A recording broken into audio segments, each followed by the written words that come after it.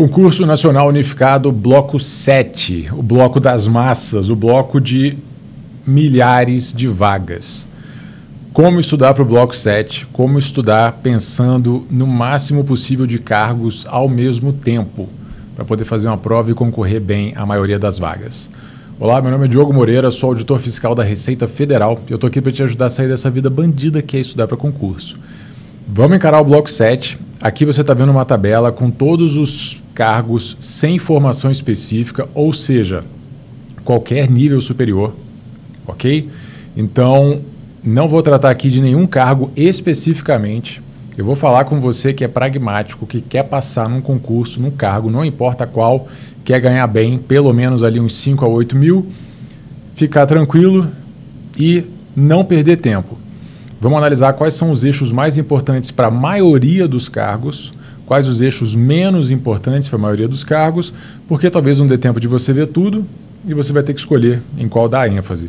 Vou mostrar também qual o tamanho das matérias de cada um dos eixos temáticos, das matérias de conhecimentos gerais, para você ter uma noção do desafio. Ah, essa matéria é muito maior, aquela matéria é muito menor, etc. e tal. Vamos falar de planejamento de estudos, beleza? É com isso que eu trabalho, é isso que eu ensino há 8 anos já aqui no YouTube. Então, me acompanhe. Se você não estiver inscrito no canal, se inscreve para acompanhar os próximos vídeos que vão sair também sobre o CNU. Beleza? Então, vamos lá. Eu já tinha apresentado essa tabelinha rapidamente num outro vídeo meu aqui no canal, e o que você está vendo é cargos sem formação específica, qualquer nível superior, dentro do bloco 7. É só sobre ele que a gente vai falar. Eu fiz um levantamento do peso, da ênfase, né, do peso de cada eixo temático, de cada bloco, e levantei assim quais são os pesos mais comuns, quais são aqueles que são mais importantes para a maioria das provas e quais aqueles que não estão sendo cobrados quase nunca. Então, nessa tabelinha daqui da direita, eu pintei de verde escuro, os únicos 2 cargos que botaram ênfase 4 em alguma coisa, de verde os que tiveram ênfase 3, peso 3, né? E ficaram em branco os de peso 2. E eu pintei de vermelho os de peso 1. Visualmente, a gente já consegue ver que alguns são mais importantes. E tem um que é bem menos importante. Mas para não ficar dúvida, eu ainda coloquei a somatória desses pesos aqui no final. E a gente vê que se você somar o peso de cada eixo, o que tem mais é o eixo 4, com 35 pesos, vamos botar assim, 35 vezes. O eixo 1 tem 34 e o eixo 2 tem 33. Então, eles têm virtualmente a mesma importância na sua preparação. Os eixos 1, 2 e 4 são os mais importantes. Mas repare, há uma diferença aqui entre o eixo 2, que é esse aqui, e o eixo 4, que é esse aqui, que é, no eixo 4 você encontra mais cores verdes. Tem mais cargos que dão muita ênfase ao eixo 4. Beleza? E ele tem uns 2 ali com eixo com peso 1 e tal, que deu uma diminuída na pontuação dele. Então, o 4 tem mais cargos que dão muita ênfase a ele. O 2, todo mundo quer, todo mundo gostou, todo mundo deixou com pelo menos um peso 2, tá? E só 3 cargos aqui colocaram peso 3. Então, como ele está em todas, ele teve uma pontuação geral grande também, mas eu diria que o 4 é um pouco mais importante do que o 2, beleza? Por conta dessa ênfase maior que alguns cargos estão dando. E o 1 tem de tudo, tem ênfase 1, ênfase 4, 3, 2, é uma barulheira, mas ele é importante de uma forma geral. Paralelamente a isso aqui, eu fiz um pequeno levantamento retirando alguns cargozinhos de poucas vagas para ver se fazia alguma diferença e não fez. Tirando esses 3 cargos, a gente teve basicamente a mesma distribuição. Então, esquece, não tem problema. Vamos apagar esse risquinho aqui e essas coisas aqui para não ficar poluindo demais a nossa apresentação. Calma. Então, tá. Vamos lá, já definimos quais são os eixos mais importantes. Para você que quer passar, quer fazer qualquer um desses cargos, vai gastar um dia inteiro clicando no checklist lá da página de inscrição. Vamos falar agora de peso das matérias. Quais matérias... ele não quer falar de peso das matérias. Agora vai. Quais as matérias que são maiores, quais que são menores, quais as mais importantes. Então eu mantive a coloração aqui e a gente vê que o eixo temático 1, o eixo temático 2 e o eixo temático 4 são os mais importantes. Todos eles têm mais ou menos o mesmo tamanho e a gente vai ver aqui que o menos importante é o maior. É uma boa notícia, né? Você vai abrir mão de ler muita coisa se você tiver que escolher algum dentre eles.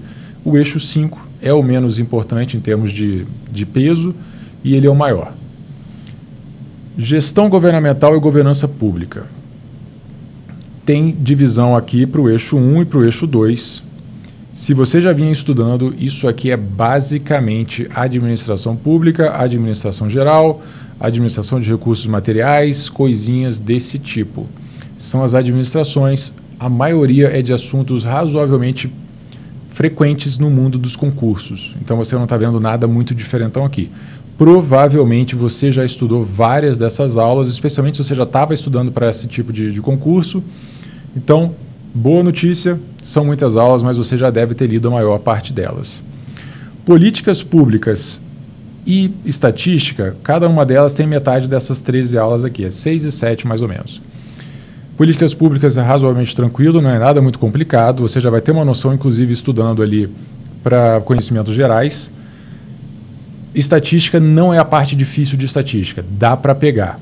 Encara essa estatística se der tempo, mas lembre-se, esse eixo 3 é menos importante do que os eixos 1, 2 e 4. Beleza? Estuda se der tempo, se não der, Diogo, eu não sei nem quanto que é 1 mais 1, então deixa a estatística de lado. Foca um pouquinho e faz uma leitura de políticas públicas, que é o que tem de novidade para você ali. O eixo 4, ele dá uma assustada no começo, mas se você olhar, ele não está tão grande. Beleza? A gente tem 3 aulas. Quando eu falo aula aqui, eu peguei as aulas de um cursinho online, desses dos maiores do Brasil, para a gente ter uma noção comparativa. Qual matéria é maior, qual é menor. Não se preocupe com a quantidade de aulas. Cada cursinho divide as suas aulas de uma forma diferente. Esquece a quantidade. A gente está querendo comparar. Ah, mas o meu cursinho tem 5 aulas, o meu tem 100. Não interessa, a gente quer comparar uma matéria com a outra. Compras, nesse caso aqui, tem 3 das 20 aulas. É uma matéria chatinha, mas são só 3 aulas, você vai conseguir pegar. AFO veio de uma forma superficial e você provavelmente já tem uma noção. AFO é administração financeira e orçamentária, às vezes é orçamento público, às vezes é direito financeiro. Você já deve ter uma noção se você estuda para concurso há algum tempo. Contabilidade pública, que é a mais dificinha aqui, veio com conceitos mais básicos, então não está difícil de pegar. Eu vou falar mais da preparação de uma forma geral, deixa eu só dar uma passada nas matérias aqui. E a última, o eixo 5, ele é uma grande arquivologia pós-moderna. São 29 aulas de arquivologia, praticamente. Haja saco. Tanto é que ninguém deu muita bola, é a que tem menos ênfase de todas. Ok? Eu vou fazer uma análise estatística de quais assuntos dentro de cada uma dessas matérias são os mais cobrados. Eu vou fornecer isso para os meus alunos do coaching e para os meus alunos do acelerador de estudos.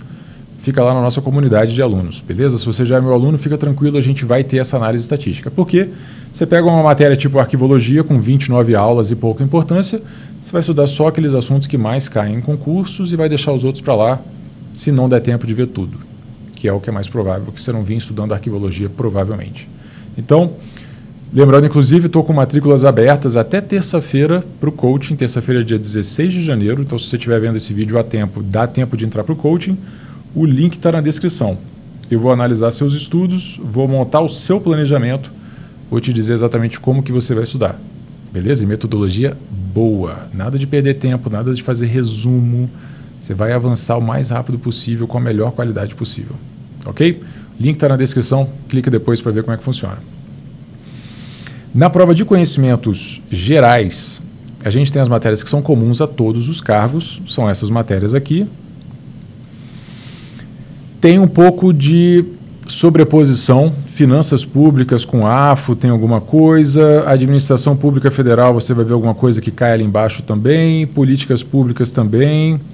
Então é legal que tem algumas coisas que você não vai precisar ler 2 vezes. Não são tantas assim, mas são algumas coisas.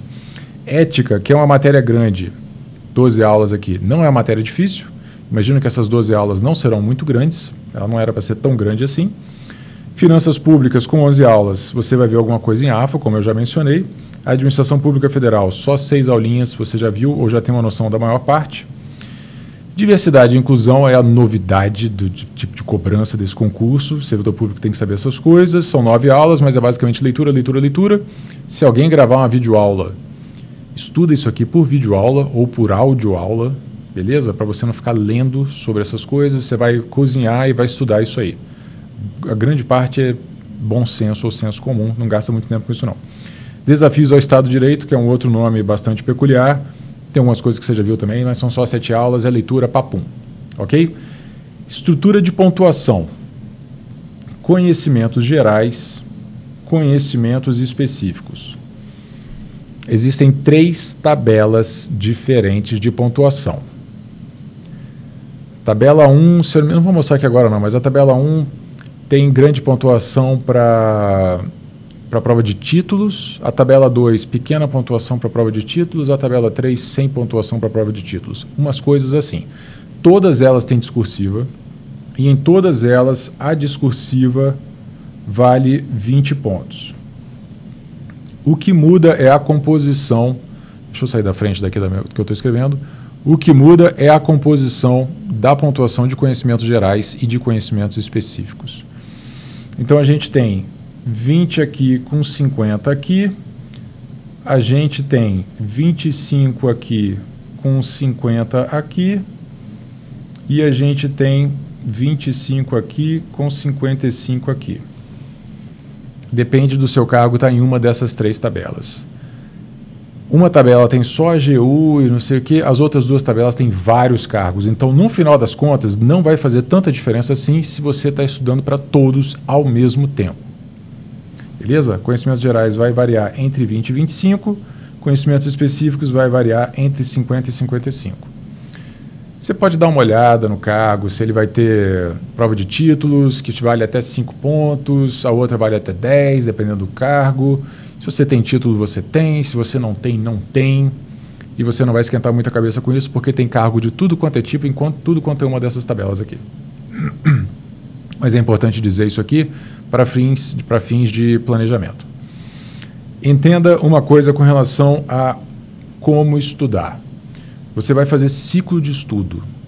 Você vai botar todas essas matérias no seu ciclo a partir de agora, exceto políticas públicas, porque ela é pequenininha. Você deixa para pegar ela faltando umas 2 semanas para a prova. Ok? Se quiser ver. Você vai colocar todas essas matérias no seu ciclo, você vai começar a estudar todas elas a partir de agora.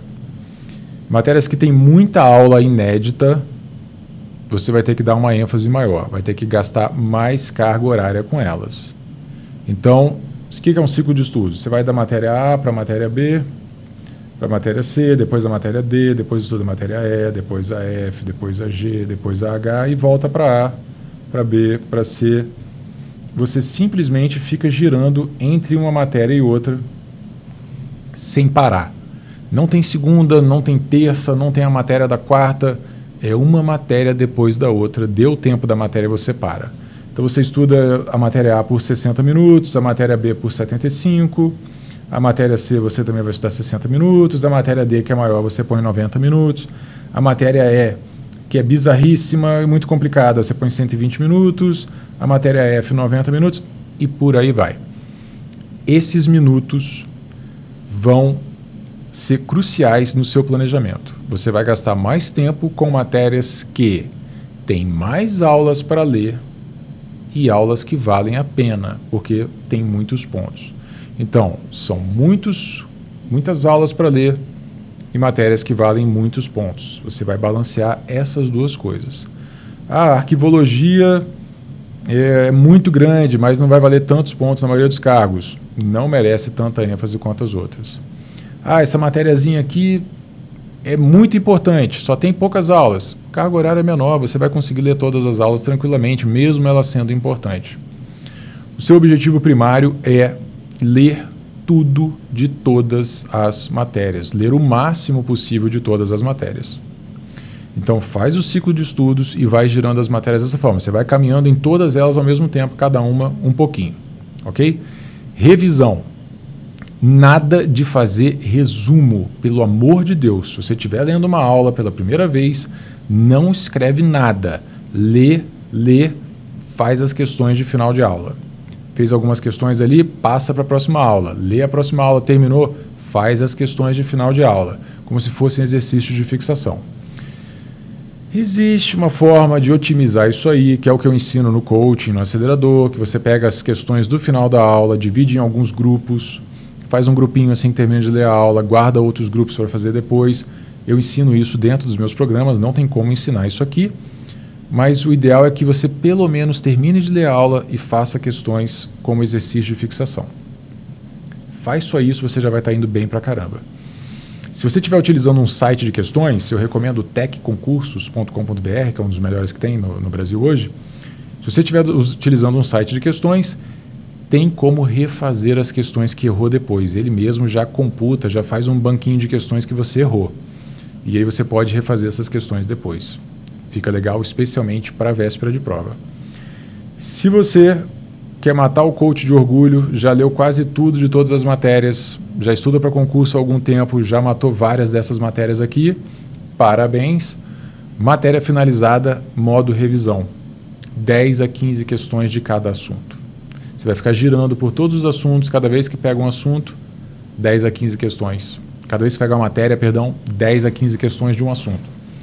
Fez o assunto 1 hoje, da próxima vez que pegou a matéria, girou o ciclo. Próxima vez que pegou a matéria, 10 a 15 questões do assunto 2, girou o ciclo, pegou a matéria de novo, 10 a 15 questões do assunto 3 e por aí vai. Eu recomendo fazer no mínimo 7 questões por assunto, se você tiver com muita pressa de ficar girando os assuntos. Tá? Teria mais umas coisas mais avançadas para falar aqui, mas não cabe. Esse é um vídeo mais introdutório para clarear a sua cabeça, para te ajudar a fazer um planejamento. Se você puder e quiser vir para o coaching, para os meus programas, no coaching eu faço o seu planejamento, eu analiso isso para você, vou pegar quantas aulas você ainda tem que ler de cada matéria, qual o seu percentual de acerto em cada matéria até aqui, como é que você vinha estudando, vou te ensinar a estudar da forma correta e vou te acompanhar. O atendimento é individual, beleza? Matrículas abertas só até terça-feira. Mais uma vez, o link está na descrição. Tá? Alunos, coaching acelerador, a gente vai ter o percentual dos assuntos mais cobrados de cada matéria lá na comunidade. Assiste lá depois. Espero que esse vídeo tenha te ajudado, beleza? Espero que tenha te ajudado a identificar o que é mais importante, para onde você vai estudar, o que você está fazendo da sua vida. Analisa bem essa questão dos eixos, distribui bem a carga horária entre cada matéria. Não tenha medo de gastar mais tempo com a matéria que vale mais. Isso aí vai repercutir, vai resultar em mais pontos para você nas provas de uma forma geral. Ok? Se você gostou desse vídeo, clique em curtir, por favor, se inscreva no canal se você ainda não se inscreveu. Compartilhe esse vídeo com alguém que você sabe que está estudando para o bloco 7 ou para qualquer um dos blocos. E me acompanha também no Instagram, @Prof. Diogo Moreira. Ok? Foi um prazer, até a próxima, bons estudos e vamos que vamos.